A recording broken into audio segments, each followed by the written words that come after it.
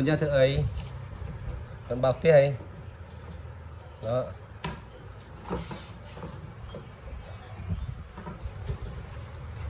đó bọc bán chắp đạp vào đó ra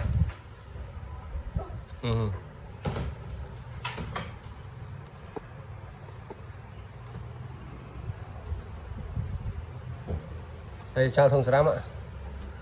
đây là thông ram này nè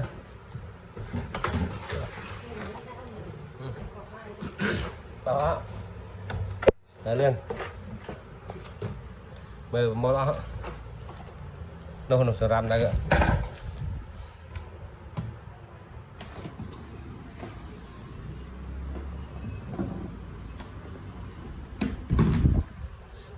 rồi là thông ram này nè ta xuống em nữa ta xuống hai ta như đã thông ram ạ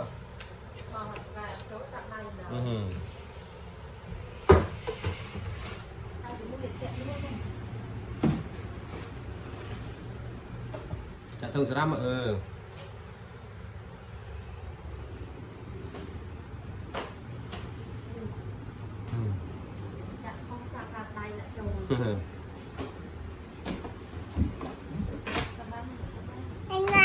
này tiết là tiết ta cuốn đó này lên là nhằm bài hai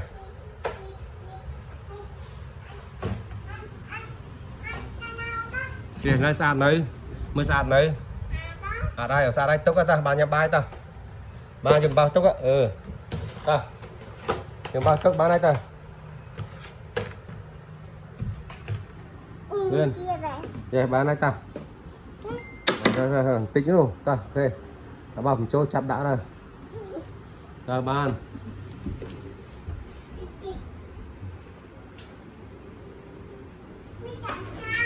đây đây đây đây tao à đây bài mà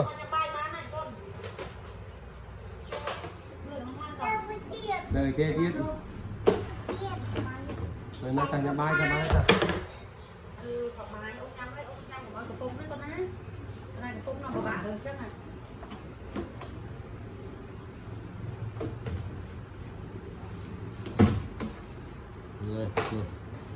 bán này chẳng không bán này mà nhà bài mà bán này này nè ở hai tay mà nhà bài này là tiết bán này ở trên ấy lượng nhiệt không prang bao lượng nhiệt chiêu qua nè hai mơ xã ta mơ mà bên đây tiết xã này bộ phơi mùi ô ba này bạn ai bạn đây ta ba cái ba này bạn đây ba này phải bạn đây nhắm bài nhé